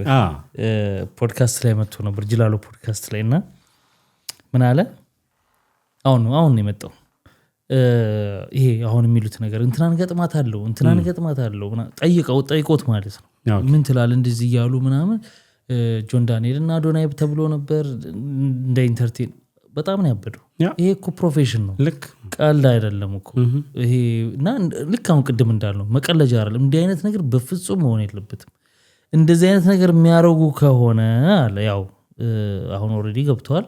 ከዚህ በኋላ የኢትዮጵያ ሚሜ ላይ ምን አልሳተፍም። በቃ ትክክለኛ ውሳኔ ነው። ይሄ ነገሩ አሪፍ። በሌላ በኩል ሌላ ነገር ቢያደርግም በዚህ ጋር ግን ያው እንትኑ ስለሆነ ፕሮፌሽኑ ስለሆነ ይሰማዋል። ገብተዋል። ኦፍ ኮርስ ልክ አይደለም እያለ ነበር። ያ እዛ ጋር መወዳደሩን ብር ማግኘቱን ብቻ አይደለም። ይሄ እዛ በፊልዱ ነው ያለው። እንዲህ ነው ያላቸው። እዛ በፊልዳቸው የራሳቸውን ነገር ያደርጉ። ይሄ ቀላል አይደለም። ለምሳሌ አሁን ዜዶ አሁን ብዙ ነገር ቀይሯል። ባይዘው በሁለተኛው በዚህኛው ዙር ላይ ብዙ ነገር ነው የቀየረው። እሱ በጣም ጎበዝ ስማርት ነው። ባይዘው ስማርት ነው። ሁለተኛ ነገር ደግሞ ቢኒ ይኸውልህ አሁን ሰው ዜዶን የሚያውቀው አሁን ነው። ይሄ በቃ እዚች ሜል ላይ ይሄ ምግብ በሚበላው ምናምን በአጉል በሚማተው እና ፋራ ይመስሏቸዋል። ብላክ ቤልት አለው እንዴ ብዙ ነገር የበፊት ፎቶዎችን እያየህ ከነበረ ፕሮፌሽናል ተወዳዳሪ ነበር። አሁን የሆነ ሰውነቱ ኦኬ ጨምሯል ምናምን ነገርና የሚሰራቸው ኮንቴንት ትንሽ ወጣ ያሉ ስለሆኑ ነው። አውቆ አቴንሽን ለማግኘት ፎሎ የማያደርገው አይታል። በዜሮ ፎሎወር የፈመሰ እኮ ነው። ዜሮ እኮ ነው። 1 ሚሊዮን ፎሎወር እያለው ዜሮ ነው። ስንት ሚሊዮን አለው? 2 ገባ መሰለኝ፣ ገብቷል መሰለኝ እንደዛ። ኦኬ ዜሮ እና እንዴት አድርጎ ምንድን ትረዳለህ መሰለኝ የሚሰራቸው አሁን ከውድድሩ በፊት የሚያደርጋቸው ነገር አስባቸው እና ምን ያህል ሰው ፎሎ እንደሚያደርገው ወጣ ያለ ነገር። ይሄን ባረግ ይሁን ፎሎወር ይመጣ ነበር አይመጣም። እሱማ ውድድሩንም አያገኘውም ነበር። ያኛው ወጣ ያለ ውድድር እኮ እሱን በማድረግ ገንዘብ ይሰራል። ፕሮሞሽን ነው የሚሰራው እና ሰው እንደሞኛ ይዋል በቃ እንደዚህ ብሎ እንደዚህ የሆነ ነገር ያደርግና እንትን ግዙ ምናምን ይላል። በደንብ ነው ገንዘቡን እየሰራ ያለው። በእርግጠኝነት ልንገርህ 1 ሚሊዮን ነው አይደል? ስንት ሚሊዮን ነው ሽልማቱ? አንደኛ ነው እንዴ ወስዶ 5 ሚሊዮን ወስዶ መሰለኝ። 5 ሚሊዮን በለው እንደው በግምት 4 ወይ 5 ነው። እሺ እና 5 ሚሊዮን አይደለ? እመነኝ ግማሹን ዜዶ በዚህ ውድድር ምክንያት በራሱ በሚሰራቸው ማስታወቂያ ሰርቶታል። በደንብ ጨርሶታል። ኦሬዲ ታውት ፐርሰንት አስይዟል። ብዙ ነገር ቀይሯል ማለት እሱ የሚሸለመው ደግሞ አለ። አዎ ቲኬት ላይ ፐርሰንት ገብቷል። ምክንያቱም እየነገራቸው ቫሊዩን እኮ እየነገራቸው ይሄ ሰው አሁን ሰው የሚያስበው ምንድነው ሄዶ ሲቀጠቀጥ ለማየት ምናምን አይነት ነገር ነው። ገብቷል። እኔም ብሎ ነው ሁሉ ሰው የሚመጣው። ስለዚህ ከትኬት ፐርሰንት ሰጡኛላችሁ ነው። እውነት ለምንነጋገር ከተባለ ደግሞ አብዛኛው ፐርሰንት ጆኒ ጂንሱን አይደለም እንዴ ማንም አያውቀው ሴዶ ነው። ከዛ ነገ እንዲሆንሽ ለማለት ሁሉም እሱማኛ መሰራል አፍጥታል ነው ምናምን ካሚያ ደቀነን ነው የምንጠብቅ። ምን አገባው ገብቶ በመጀመሪያው ዙር ሊሸነፍ ይችላል እኮ በቃ ብሩን ሰርቷል ምናምን። አንደኛ ስለተሸነፈ ስለተወዳደረ ብቻ አለው ሽልማት። ሁለተኛ እንዳልከው የትኬት ሼር 1% አለው። ፕላስ ማስታወቂያዎችን በጣም እየጨፈጨፈ ነው። ገናም ደግሞ ይሰራል እንጂ ያ ዛሬ እንደውም እያየሁ የነበረ ከእንትና ጋር ሁላ ሰርተዋል። ልጅ ዳውድ ሌላው መብላት ያለበት ልጅ ዳውድ እና በደንብ እየተረባቸው አብሯቸው እና ዛሬ እንኳን ራሱ የእናትዋ እንግዲህ ይሄ እንትን ከተባለ በኋላ ማለት ነው ፎሎ ከተባለ በኋላ ያው ፎሎ ወጣው ገባ የእናትዋ ሱፐርማርኬት ይባላል። የሱን ላይ ኢሚዲየትሊ ሲሰራ ይችዋል። የዛ ልጅ አዲሱ ሱፐርማርኬት ነው። እና ለውድድሩና ለፕሮፌሽኑ ክብር ስጡት። እንዲቀጥልም ከፈለጋችሁ ነው የምንለው። እንግዲህ ክቡራትና ክቡራን እኛ ይሄናል እናንተ ሀሳብ አስተያየታችሁ በዚህ አጋጣሚ እኛን መግጠም የምትፈልጉ ካላችሁ እኔ የመሰናበት ሞራሌ ብስሬት ከፈለጋችሁ ታናግሩ። እንደጋራ እንደ ፖድካስት ነው ብቻዬን አልቀጠቀጠው አብረን የምንቀጠቀጠው ወይ የምንቀጠቀጠው የምንቀጠቀጠው። እንግዲህ ክቡራትና ክቡራን ሀሳብ አስተያየታችሁን ኮሜንት ሴክሽን ላይ አስቀምጡልን። አዳዲሶች ሰብስክራይብ አድርጉ። ሁላችሁም ደግሞ እስቲ አሁን ላይክ አድርጉት። እስካሁን ካላችሁ ምን ብለው ይጻፉልን እንዴ? ቅድም ቀበጥ ብለኝ እንዴ? የጽጌ ቀበጥ በሉት ብስሬት። በሚቀጥለው በሌሎች ቪዲዮዎች እንገናኛለን። እንውጣለን። ኦኬ መልካም ጊዜ። ባይ ባይ።